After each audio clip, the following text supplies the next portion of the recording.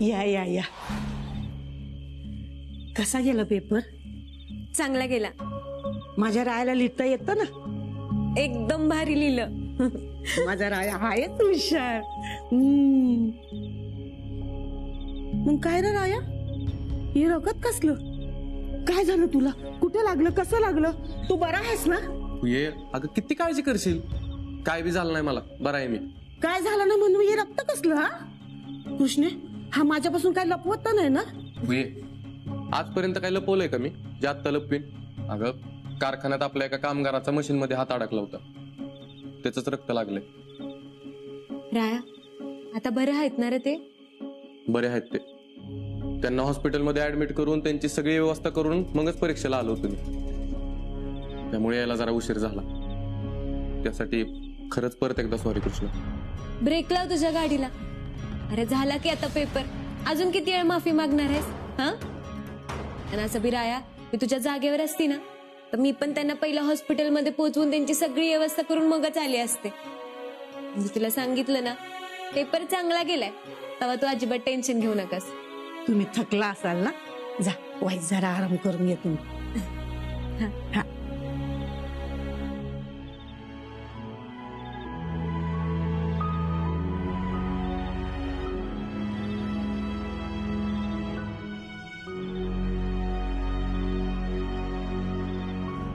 राया, हे कसं झालं र? मलाच कळना झालंय अगं. म्हणजे असं कधी होत नाही बरं का. आपण पेपरला जाताना मला फोन आला, कारखान्यात एका कामगाराचा हात मशीन मध्ये गेलाय.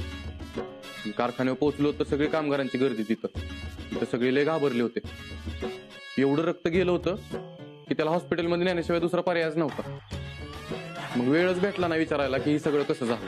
मी त्याबद्दल विचारत नाहीये राया, तू पेपर लिहिताना जरा पण अडखळला नाहीस, ह्याबद्दल विचारते.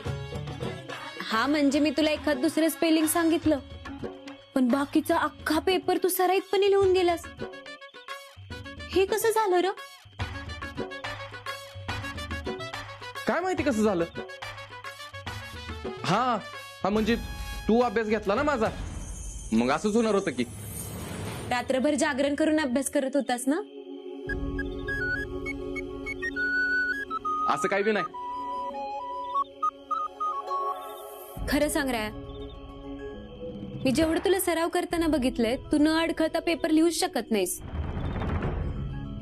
हो, केला होता मी रात्रीचा जागून अभ्यास. थांब.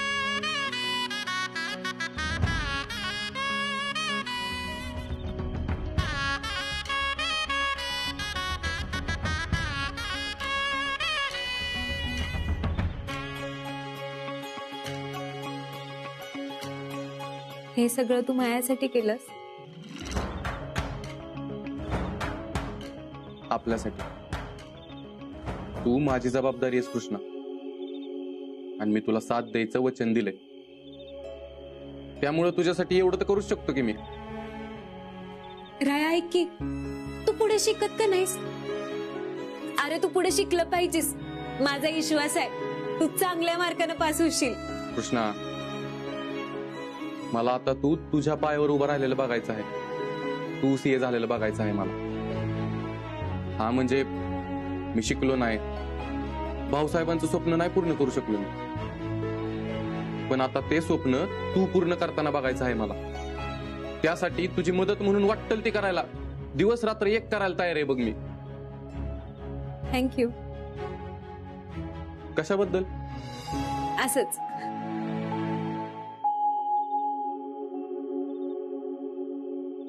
काय ग रंजना, भाऊ कुठे आहे? माहिती नाही कुठे गेले ती. फोन केला होता, येतो म्हणाले, पण अजून कसे आले नाहीत कळना झाले. आत्या, द्या तुम्हाला वाढायला मदत करते. काही गरज नाही, बस तिथं, माझं मी करते. अहो आत्या, आता मला डाव्या हाताने थोडं थोडं काम करता येते. नको म्हटलंय ना. आता उगीच सगळ्यांसमोर बघा मी कशी मदत करते हे दाखवायची गरज नाहीये. आहेत आमच्या सुनबाई. ये पुरी.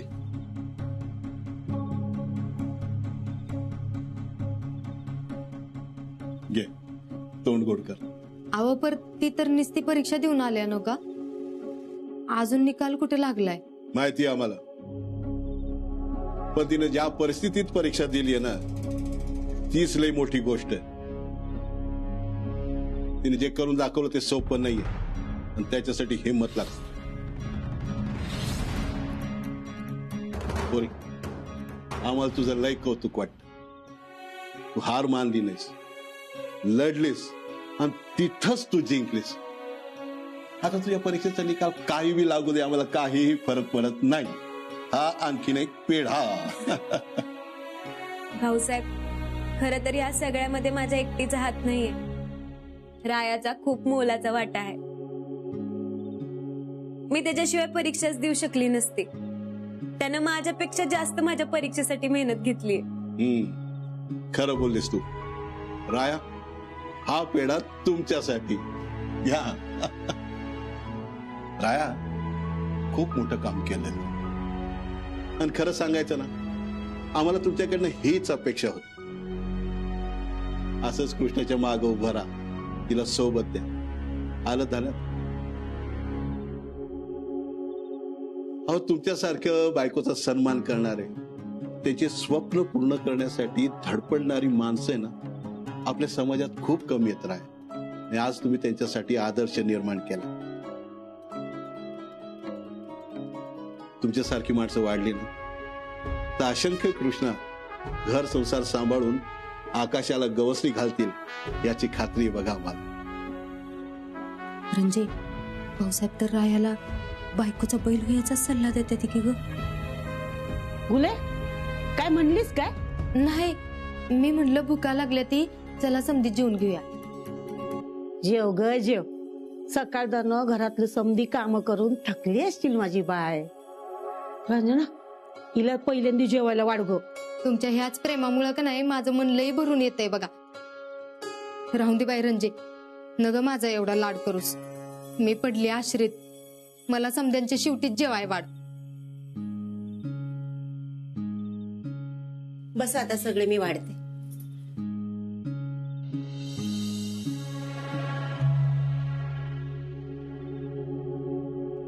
भाऊ, आज कारखान्यात आपल्या कामगाराचा हात. समजलं आम्हाला. आम्ही भेटून आलो त्याला हॉस्पिटलमध्ये. काय चांगलं काम केलं तुम्ही. वेळेत हॉस्पिटलमध्ये घेऊन गेलात, नाही तर बिचाऱ्याचं आयुष्यभरासाठी हात निकामी झाला असता. तेच नको होतं, म्हणूनच धावपळ केली मी. हे असं जगणं कुणाच्याच वाट्याला येऊ नये.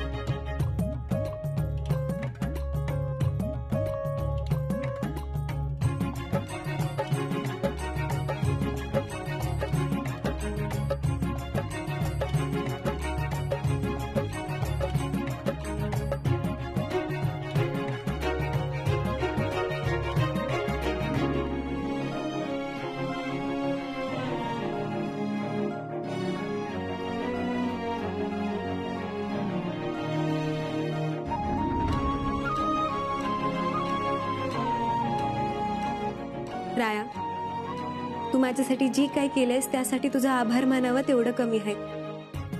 मी लई नशीबवान आहे, मला तुझ्यासारखा जोडीदार मिळाला.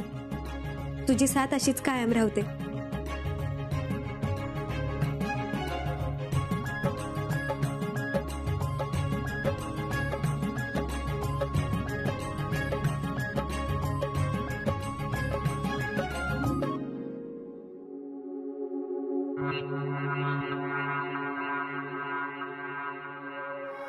काय मग आज मॅडम लवकर आवरून आल्या त्या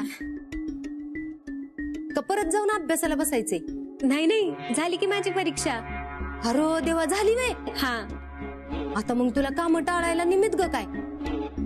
धर, एवढी कपशी ठेव.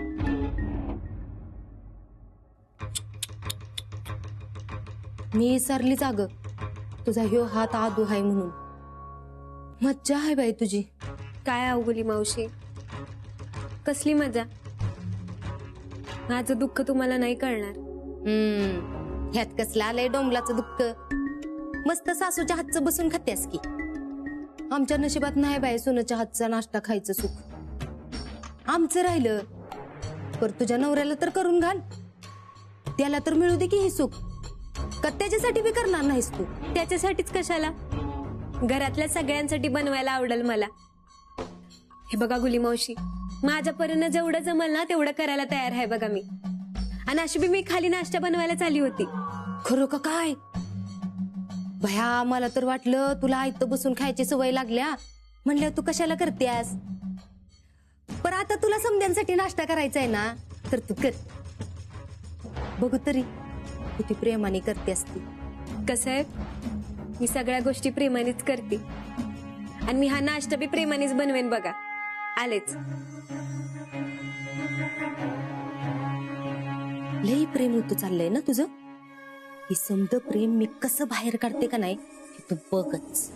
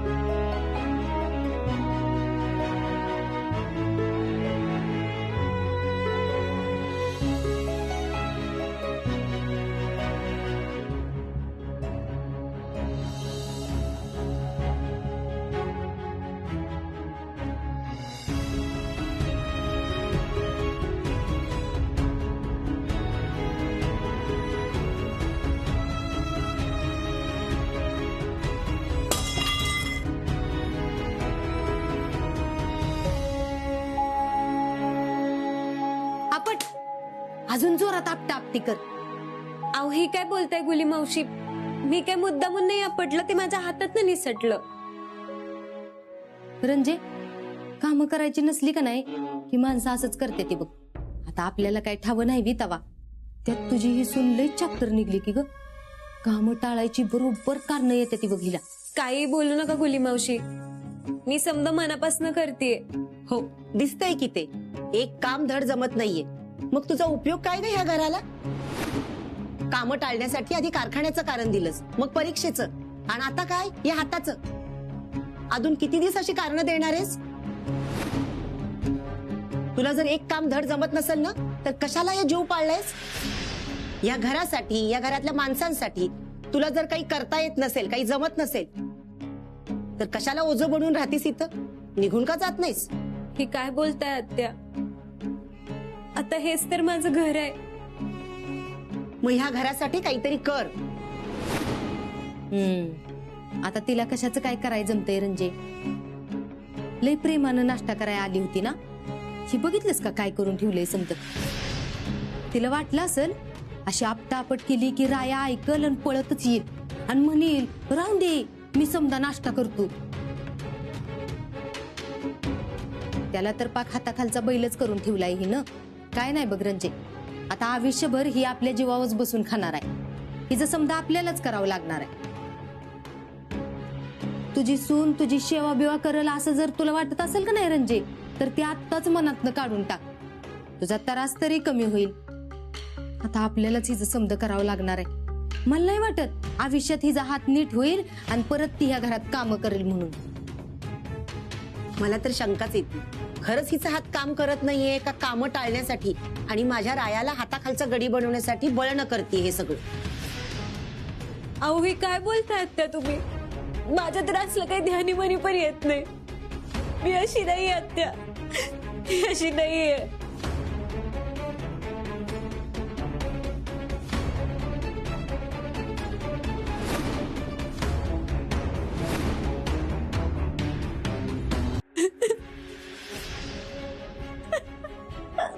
या घरासाठी, या घरातल्या माणसांसाठी तुला जर काही करता येत नसेल, काही जमत नसेल, तर कशाला ओझं बनून राहतीस इथं?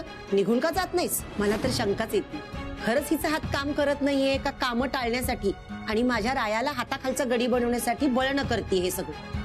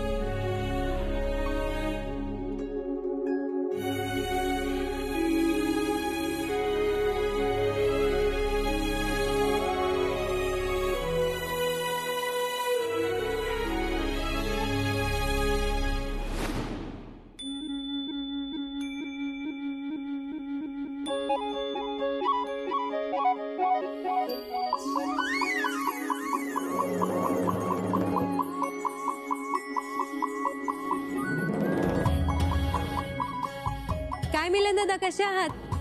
अहो कृष्ण मॅडम तुम्ही इथं, आणि तुमची तर तब्येत. हाय, बरी हाय आता.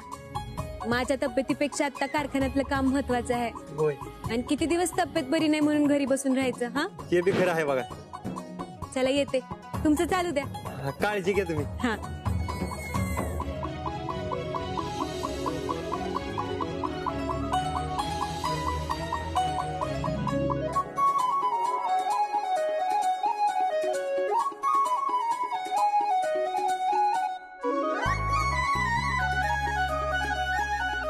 कृष्णा, कशी आहेस तू? मी बरी आहे. बरं झालं तू आलीस. हे बघ, या कामगारांच्या पेमेंटच्या चेकवर सही पाहिजे होती. इथं.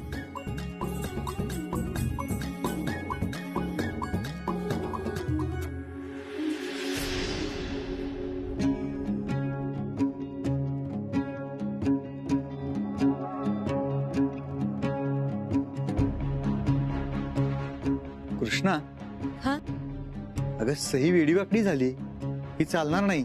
सही व्यवस्थित करावी लागेल, नाहीतर चेक बाउन्स होईल. थांब, ही राहू दे.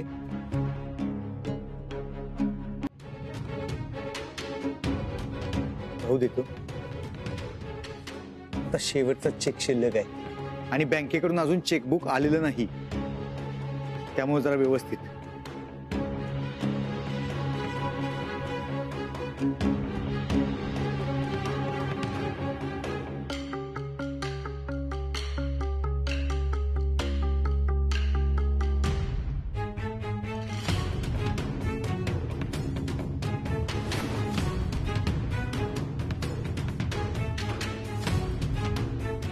तू काय करतेस इथं?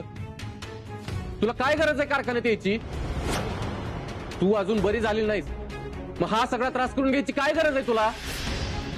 तुला जमणार का इथली कामं करायला? अगं साधी धड सही करता येईना तुला, मग बाकीची कामं कशी करणार आहेस तू? एक काम धड जमत नाहीये, मग तुझा उपयोग काय ग ह्या घराला? कामं टाळण्यासाठी आधी कारखान्याचं कारण दिलंस, मग परीक्षेचं, आणि आता काय या हाताचं? काय नाही बघ रंजे, आता आयुष्यभर ही आपल्या जीवावरच बसून खाणार आहे. हिचं समजा आपल्यालाच करावं लागणार आहे. नाही जमणार मला. मी काहीच कामाची राहिली नाहीये. माझा कुणाला काहीच फायदा नाहीये, ना घराला ना कारखान्याला. मी आयुष्यभर असंच बसून खाणार आहे दुसऱ्यांच्या जीवावर. ओझ आहे मी, ओझ.